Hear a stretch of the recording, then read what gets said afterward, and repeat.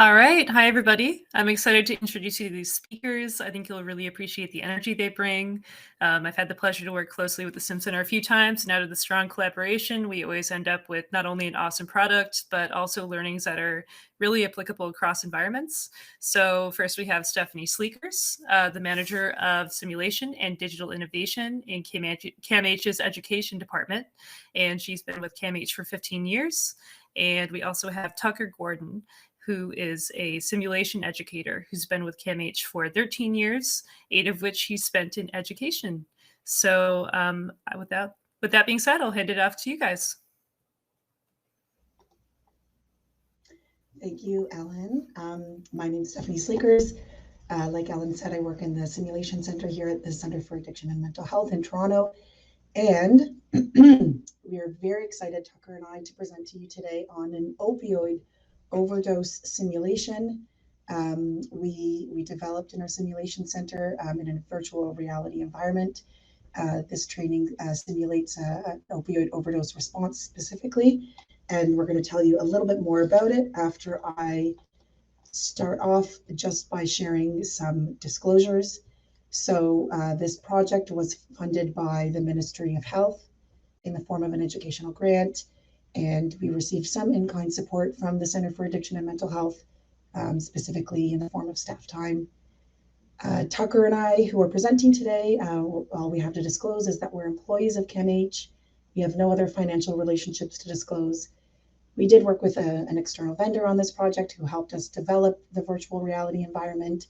Their name is Propel VR. And I will just, for further clarity, emphasize Tucker and I have no relationships with commercial interests and no other disclosures to report. So with that, let's dive in.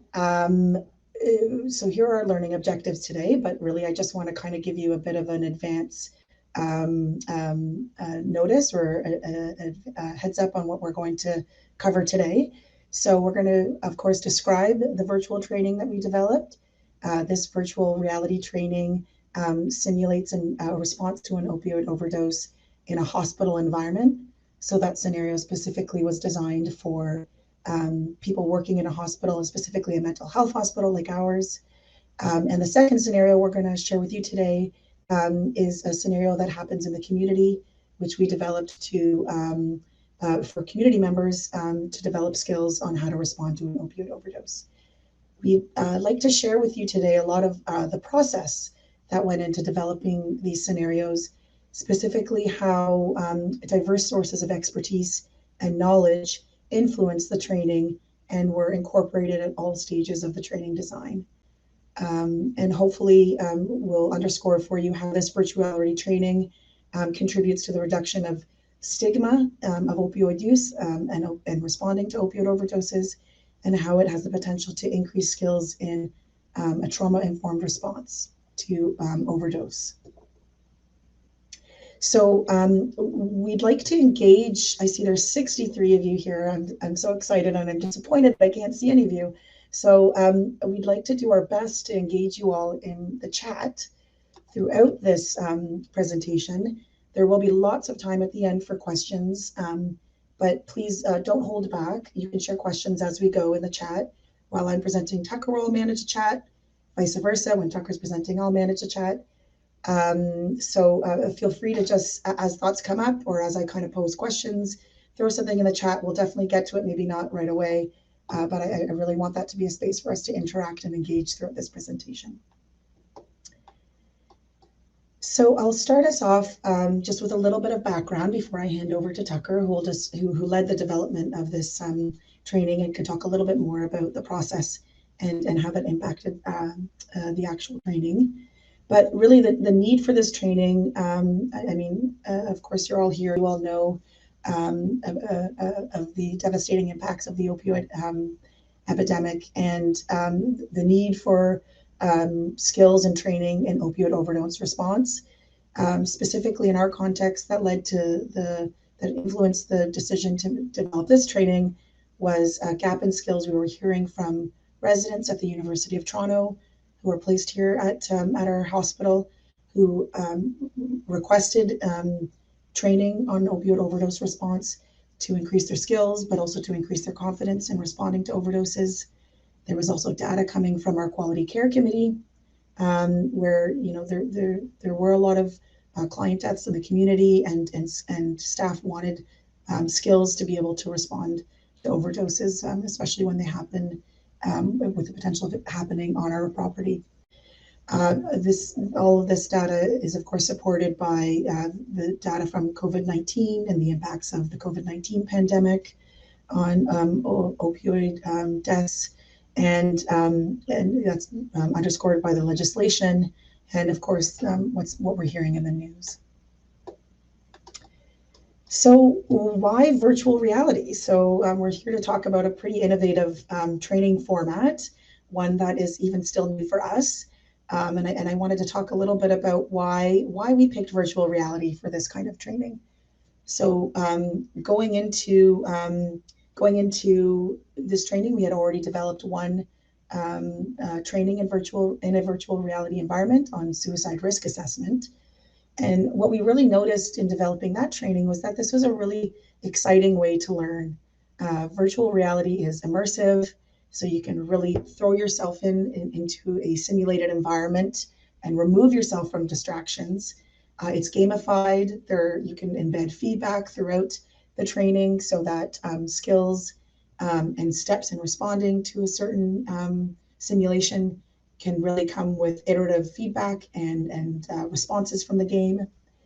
But also what we learned from that initial development was that virtual reality training and this kind of immersive gamified experience doesn't have to only happen in a physical location where you have access to headsets. We were able to develop a desktop version for the suicide risk assessment version of the virtual reality training, which we thought was a really good opportunity for this specific training on opioid overdose response, which would allow this training to be disseminated and available to communities outside of our hospital and outside of our geographic region in Toronto. So we really thought this was an exciting opportunity to share with the community a kind of different kind of resource on training on how to administer naloxone and how to respond to an overdose. And from what we know, this was the first of its kind. We investigated early on. We didn't want to recreate the wheel. So we investigated whether there was others like this, and we haven't found any. But of course, welcome anyone to add to this or challenge us on that discovery. So I guess the first few things before I hand it over to Tucker, or before we dive in, acknowledging the need we kind of identified in this opportunity for virtual reality. I wonder, do you have any experience in virtual reality at all? Do you have any experience using virtual reality for training specifically? So I welcome you to chime into the chat. And I just wanted to share too that, anecdotally from my own perspective, coming into this training, while I know the importance of responding to an overdose and how, a quick administration of naloxone can save lives, I actually wasn't really sure what the steps involved in responding to an overdose, or even how to identify that someone who maybe unconscious had overdosed. So I'm also just interested to hear from all of you on what your confidence level is in responding to an opioid overdose, or what maybe hesitance there might be in responding to something, and whether we kind of appropriately identify this gap in training. Thank you so much, everyone, for chiming into the chat. I love seeing it, and we'll come back to it. Before I hand it over to Tucker, I'm just going to emphasize, like I said earlier, the process for developing this training. We really wanted to integrate diverse sources of expertise and knowledge into the design of this training at all stages, right from the identification of the need for this right through to evaluation. We wanted to do this because of acknowledgement of the vast amount of lived experience and knowledge in the community. There already is out there, and we didn't want to recreate that or duplicate that.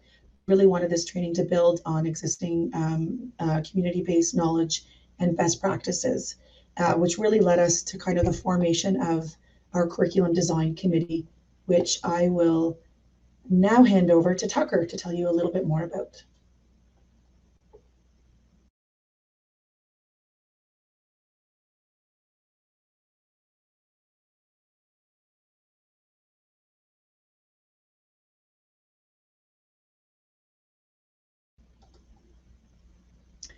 Tucker, I see that you have a spinning wheel. I hope I'm not the only one seeing that.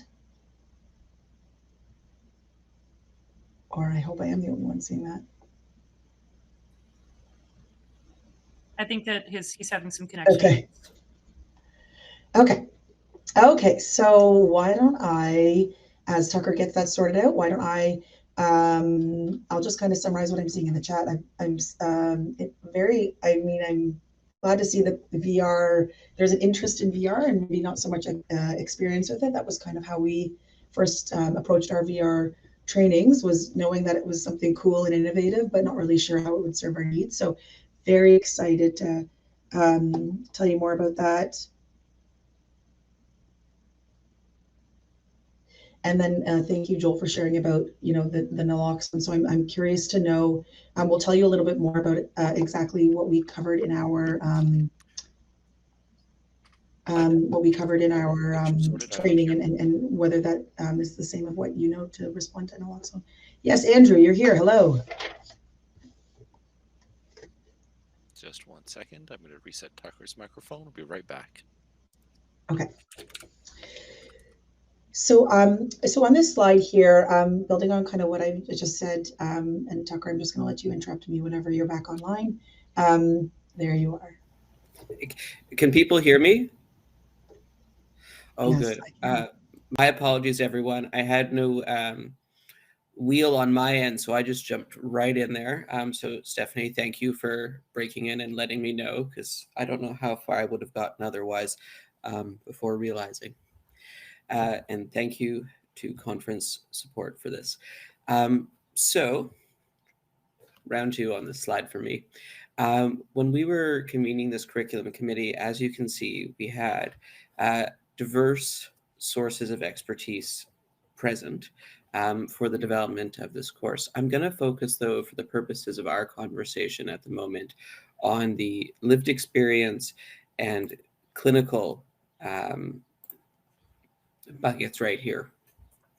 So for us, one of the things we wanted to do at the very beginning of this, so before we'd established learning objectives, before we'd completed our needs assessment goals, is we wanted to pull people together so that we could shape this collectively. And as part of that pulling people together, we wanted to ensure that when we were inviting people who were external, because as Stephanie mentioned, we have both a community and clinical oriented scenario, that people were aware of what the ask was, and we wanted to make sure that people were interested in what we were able to offer for them. So we had individual conversations with the external people around things such as what was compensation, how people could participate, and that wasn't like us telling people, but more a collaborative discussion in case there are accessibility concerns, time zones,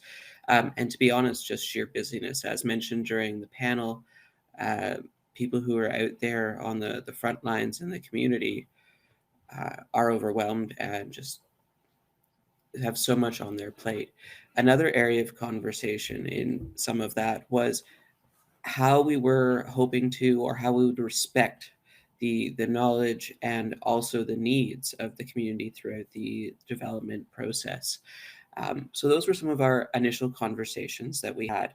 And then also in the larger structure level, and this was included in part of our explanation, we were having one-on-one conversations around this, is we intentionally set up the structure of the curriculum committee so that there was a balance in the people who were not solely representing, but whose focus on representation was between physicians, allied health, and lived experience.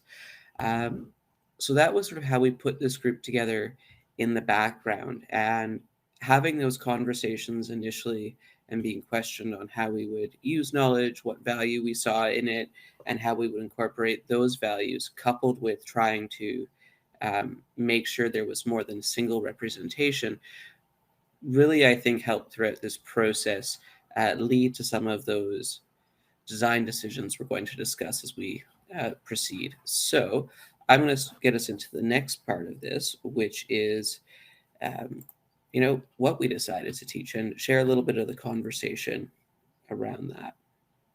So,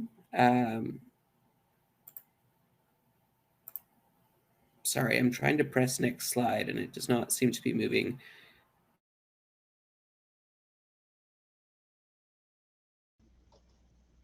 We see the slide, Tucker, that like we're on the right side.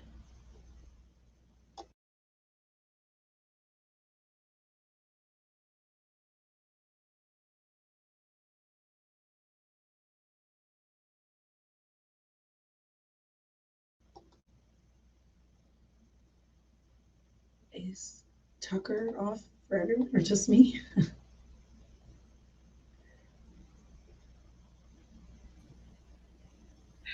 I'm really sorry. My system disconnected and brought me back in right after I said the slide disappeared. I'm hoping my technical issues are now resolved for the remainder of the presentation. So when our committee first came together, collectively, we went through a draft terms of reference and established our scope as well as our goals and our learning objectives. And having that community involvement in addition to the medical involvement led to, even at this point, a few key differences than I think what we might have seen otherwise. One was just we had a wider access to resources. A lot of those best and most current resources are generated by the community. And so by incorporating the community, we were able to find a lot more of those and hear about those needs. So for example, some of the work by the DOPE project on how to respond to naloxone, which has some excellent videos. And then also focusing on, supporting the patient after, and the person here after an overdose. That's not something you'd find a lot in the literature about those immediate needs for conversation upon awakening.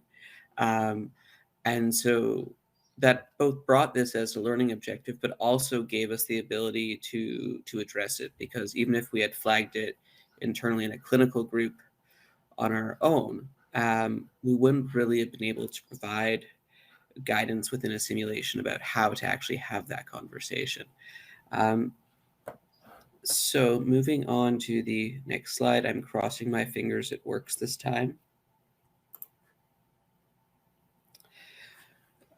Yay, okay. So one of the things about simulation, right, versus other forms of education like case-based studies or just didactic content, is that you see the person that you are responding to in the environment and all the layers that people can read onto that and all the stigmas or stereotypes that may contribute depending on who they see.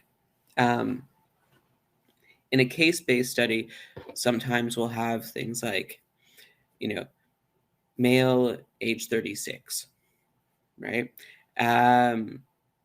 And then they just leave it to the readers to sort of substitute in the rest of those characteristics of the individual. With simulation, we cannot do that. We have to create an environment. We have to create a person. And so we needed to look at, for both those scenarios, where were we going to have this happen? And who was the client or the person that they were going to see. So one of the things we did to sort of try to address this is one of my colleagues, Rachel, who's a research analyst, looked up some of the data, and we have a slide of some of that here that you can see the main groups affected, all right? Yes or men, ethnocultural diversity, and we're also looking at people sort of in their middle ages as some of the two highest groups there, as well as workers in construction. So on balancing that, though, is we have to sort of narrow down who we portray. is we also, and this was a large topic of conversation for us, we don't want to perpetuate stereotypes, right? And so we had to really sort of, and we're going to get into that in a little more detail on the next two slides for us here. Yeah, so that was a big source of conversation for us, was balancing how can we make and design a single individual that can help us, that is authentic, but doesn't further perpetuate harms and stereotypes towards individuals. So I'm going to start us off on the where people were using for the context of our scenarios here. So on the left-hand side of the screen, you'll see the clinic setting, and on the right-hand side, the community setting. And so I'm going to speak to conversations on each of those. For the clinic setting, and just to be clear here, when we say clinic, we are talking about either a mental health hospital or community health settings such as village family health teams, doctors' offices, CHCs, those kinds of places. So that can provide some medical first aid, but aren't the same as saying as going to your local ER and a physical health hospital. We also chose we wanted to also be indoors, just because that's more likely to respond, and space where there would be possibility to throw in a crash cart for people. Also, though, where a staff could have that experience of just coming across it. So it's unplanned. You don't necessarily know what you're walking into. This is just sort of what you see. And then by further placing them into the stall, you can just kind of see their feet sticking out at the bottom there. We added in extra layers of consent, instead of barging right in or touching the person, chances to reinforce that, because we were trying to emphasize some of the trauma-informed piece, not just rushing in, because people may have used and be fine, or someone might just be napping or have fallen. There's a lot of things that could be going on. On the community side, we chose to do it inside someone's home, because of a lot of what we see in the media versus the statistics, right? There is often a perception in the media of drug users in popular association. We think of people that are unhoused, or otherwise maybe not as engaged or involved in their community, and that's not true. And so we wanted to show someone within a home who, when you're immersed in this environment, you see they have their laptop there. If you do another view in the room, you'll see some school books, their cat. So this is someone who, has an active life, is engaged in their community around them, and you're coming in as a housemate, so they have friends and family, and is very much someone who can be at risk of an opioid poisoning if they choose to use substances. But maybe isn't the first person that the public generally associates with as at risk of an overdose. So that's sort of how we landed on that one. So moving on to, sorry, I'll stop. All right, so the next part is who we chose to portray. And we found this conversation very challenging. Our group was comprised of people, multiple ethnocultural backgrounds and several countries of origin. And so we had a very rich conversation about what different communities might have faced, how they portrayed. However, again, we have to, and we had a lot of those conversations, and I've seen this come up a lot in educational design around when do you portray or bring up, let's say, ethnicity or gender, or is it, and I'm putting this in quotes, too complex or not related to the learning objectives. And I'm putting those in quotes because that kind of mindset I find is very loaded about who is, quote unquote, perceived as normal or not challenging by the medical establishment. So anyhow, after looking at the stats and talking with our vendor, we were also thinking then, though, about the stereotypes and the policing of racialized groups sometimes and how that might be perpetuating for drug use. So we had a lot of these conversations back and forth. Now I'm going to land on where we got to where we got for this one. We decided we wanted people to look like they were, as I mentioned, engaged in the community, so they're both well kept. We decided to go for more of a mixed ethnic background, which as an aside has been very interesting during piloting, as users have read on different ethnicities onto the people and seeing what that is. We also specifically decided for the clinical to go with a slightly darker skin tone.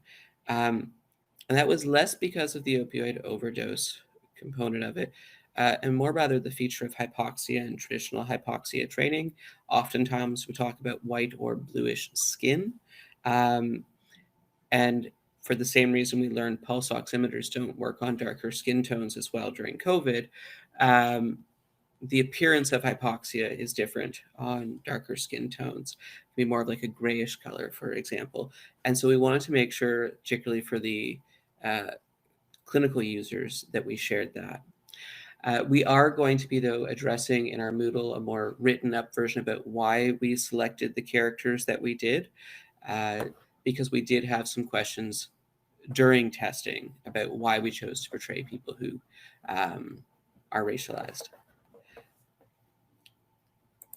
Next slide for us here. One of the other things, getting into content then, is the actual process of responding to an overdose. And one of the big things that we had lots of conversation about is, when do you call for help? So, and as an aside, and I'm hoping everyone here saw the panel this morning. That really resonated with me when someone shared using the phrase unresponsive on the phone with 911 versus the someone's overdose to help reduce police response. So I just wanted to reshare that tidbit from the panel this morning. So we had a lot of conversation about the timing for the call for help and how that might differ between clinical and in the community, both because clinicians might be able just calling for internal help or may have some power in the dynamics if police were to arrive versus how might a community member. And part of that difficulty stems from, and this I believe is coming up in a later talk today, but the legal status around opioid use. Now, there's the Good Samaritan's Law for people that do make the call. However, that doesn't necessarily apply in all cases, and it doesn't necessarily stop the police from making things difficult. So we had to have a lot of talk because, as you can see here, Toronto Police Services, right, says sometimes all three will respond, such as in the event of a serious traffic issue when people are trapped or injured. Whereas in London Police Services, it shares they will transfer you if it's fire or ambulance. However, if someone's life at risk, all three will attend.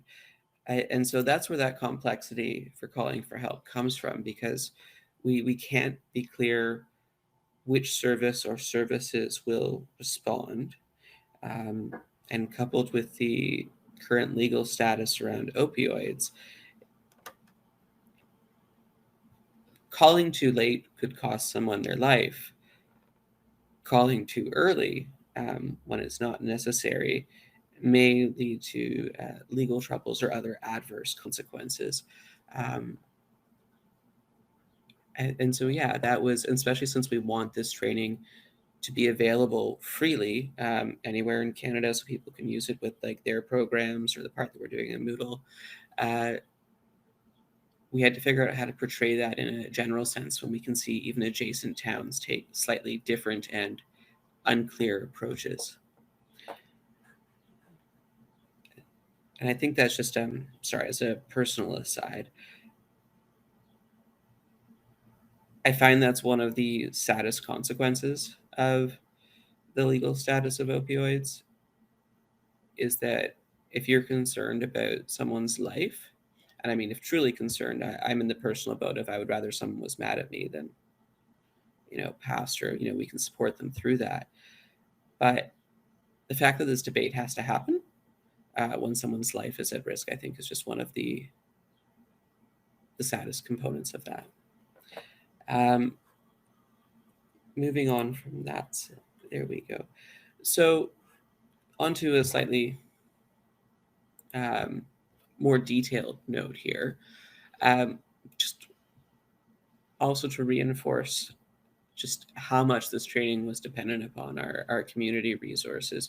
So for those of us that work in hospital settings, we're probably familiar with, best practice standards and how they come up after, years of review and committees and practice changes. So those are great. They may, however, be behind the most recent practice changes and really what's coming out of the community now. And this was just one of those moments.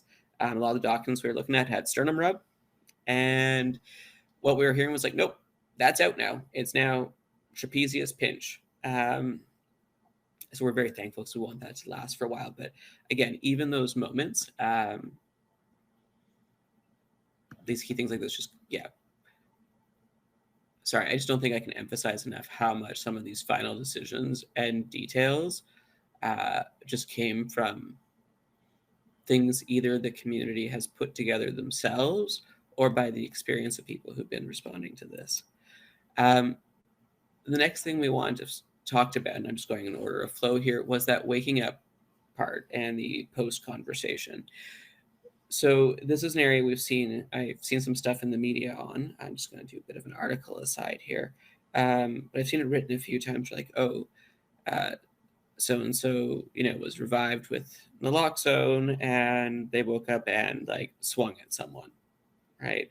Or the myth that people are violent, right? And so we wanted to both address that and also address the gap in knowledge around what are some of the key pieces of information or types of support that people, once they wake, would need. So there is a whole sort of dialogue section that gives people different levels of choices and ways to work through that conversation. And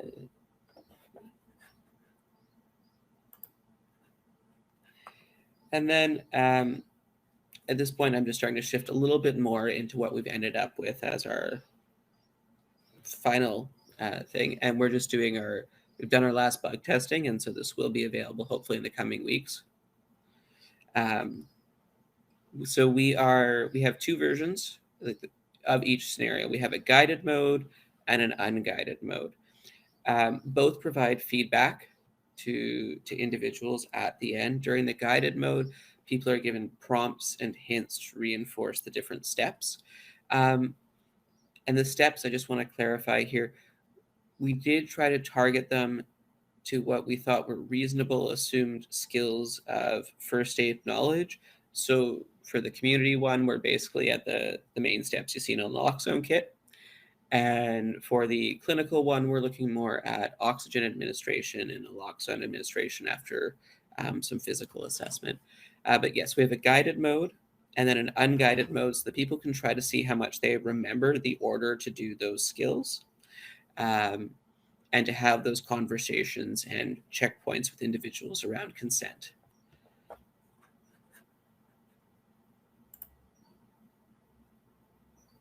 And just briefly, I want to share some data. So as mentioned, we have both a VR and a web version. They're identical content-wise, just obviously different in how you interact with them. The VR, people enjoyed it. I found the feedback a little more focused on the nature of VR. It did seem to be fairly positive. They will note, and we'll see this in a quantitative slide momentarily, some people did have some difficulty getting used to the VR. So that is a bit of a challenge with this form of technology. Some people find it distracting. Some people find it very helpful. The desktop version was more helpful at getting at feedback for the content.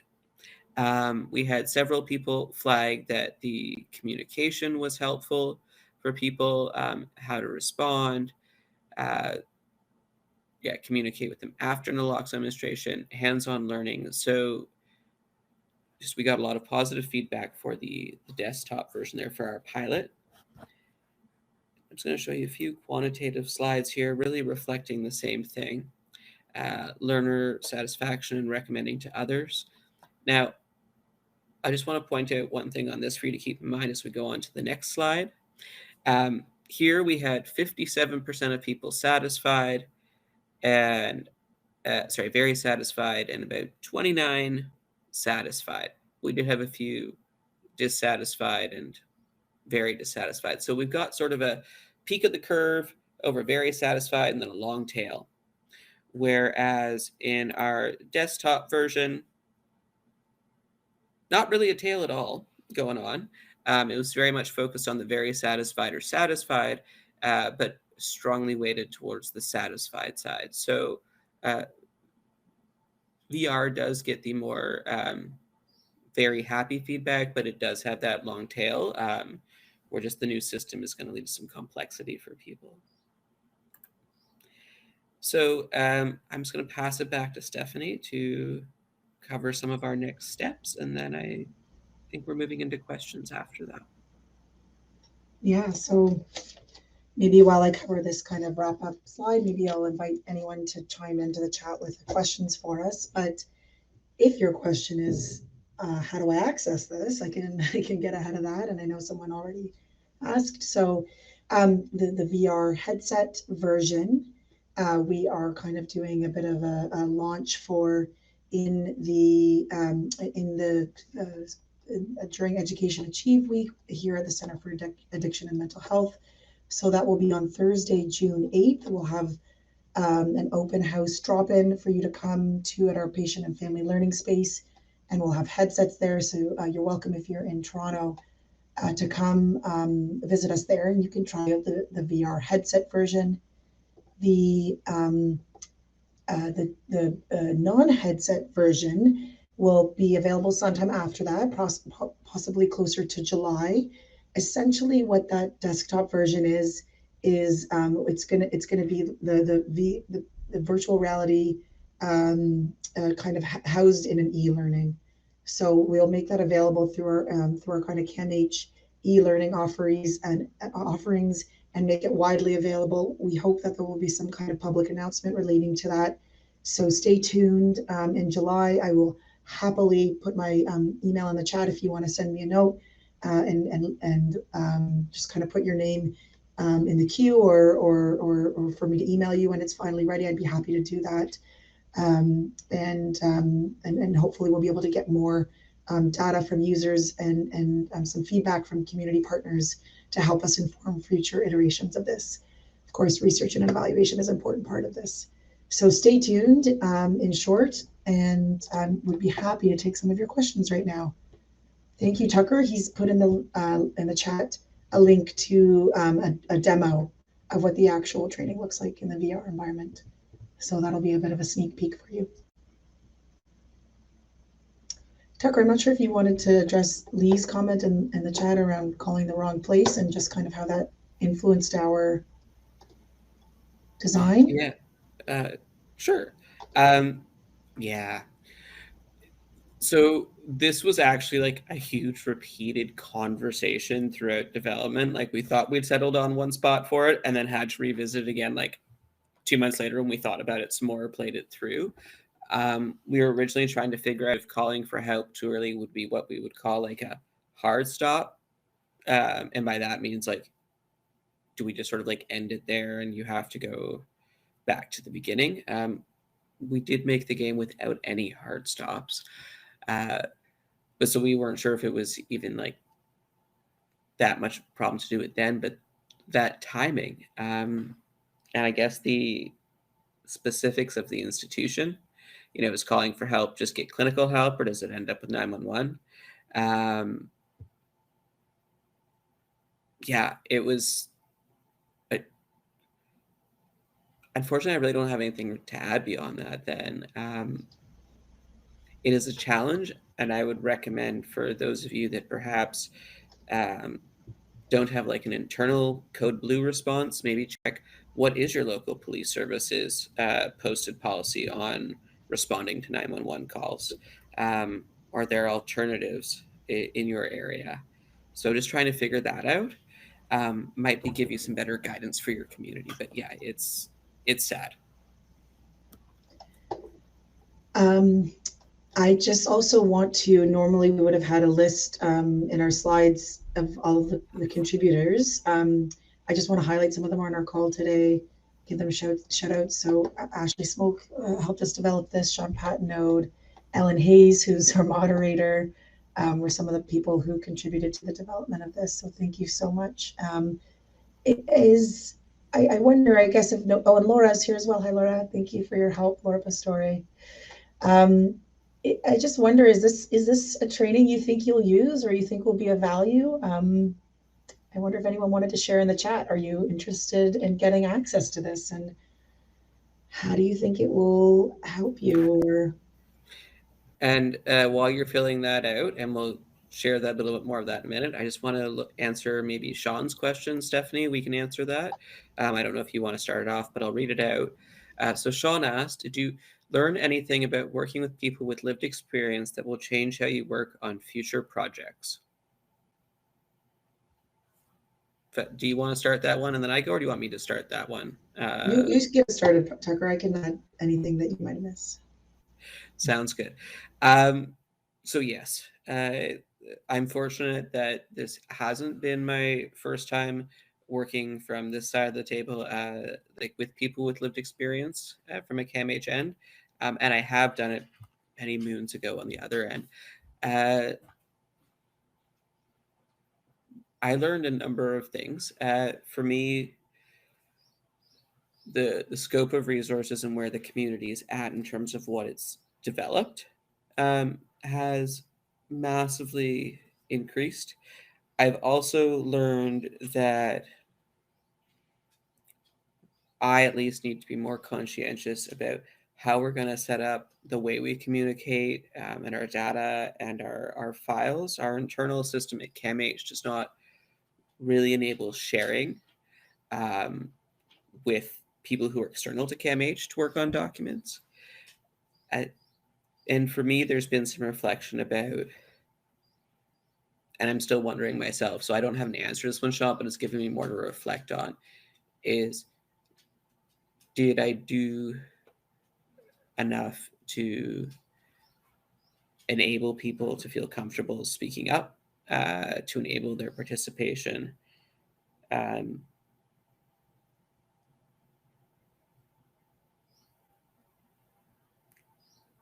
Sorry, I feel like this is such an undetailed answer, and I think it's because I'm still in the process of reflecting on it. And I had some time. Yeah. Please go, Sorry, Stephanie. I had some time to be a little pithy and write down my my 3 lessons learned.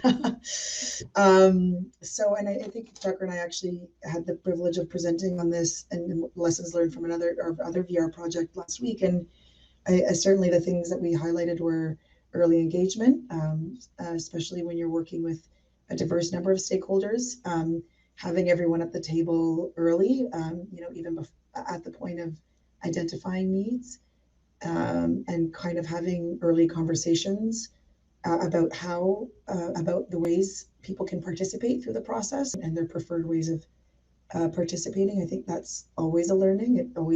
It still feels like it always feels like we're a bit late by the time we're kind of having those early engagement conversations. So the sooner the better. And building on that, the second is allowing for diverse ways of participating. I think what really worked in this project is we used collaborative digital tools like Miro. And so that allowed for a lot of people who maybe weren't able to join meetings with us to contribute in between meetings. So just acknowledging that maybe sometimes the way we work by having regularly standing meetings during business hours might not be the way that others work, right? Who maybe aren't working regular business hours or have other priorities. So definitely finding different ways to keep different members of the team engaged. And then certainly, I think acknowledging the large group of people we had developing this and our other virtual reality training we developed, just what a massive effort it is. It requires so much time and allowing for time at each stage for all voices to be heard, I think is just, I I seem to be learning that lesson every time. Thank you for that brief cover, Stephanie. So one last thought on that question, because now I'm thinking about what did I learn that I'm like, I'm doing that again next time. So to add on to what Stephanie's saying, doing the terms of reference, like having a draft and us collectively agreeing on it and reviewing on it, which covered how we were going to communicate, make decisions, and named what our learning goals were and objectives, I found was really, really helpful because it made sure we were all at least roughly on the same page and had something to refer back to when it's like 3 months down the road and you're like, wait, what's going on again? Or 6 months. And then, sorry, just one other question related. People asked about the tech that might be involved to access this. It depends on what version. If you want the virtual reality version, then you will need a VR headset. Ours was designed for the Oculus headset. And then if you're looking to access the web version, just browser with internet, just to get the file basically, and that would be it. We don't offer. Lee, you raised a good question and a good point. If you were able to offer more customizable avatars, more advanced, expensive software could do that. Our budgets constrained us to creating 2 scenarios with 2 characters. And apparently changing the appearance of an avatar is actually not easy. I learned from the vendor.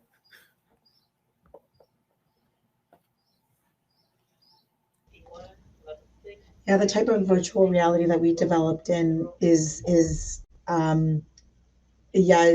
can't be modified. It was kind of tailored to our budget constraints, but I think that's a great suggestion and something that I think another learning relating to virtual reality is how we can incorporate diversity and representation, right? And I think that's certainly something we're taking back after our first kind of 2 initial builds, is how can this be more customizable? Are there any other questions, comments, thoughts, suggestions?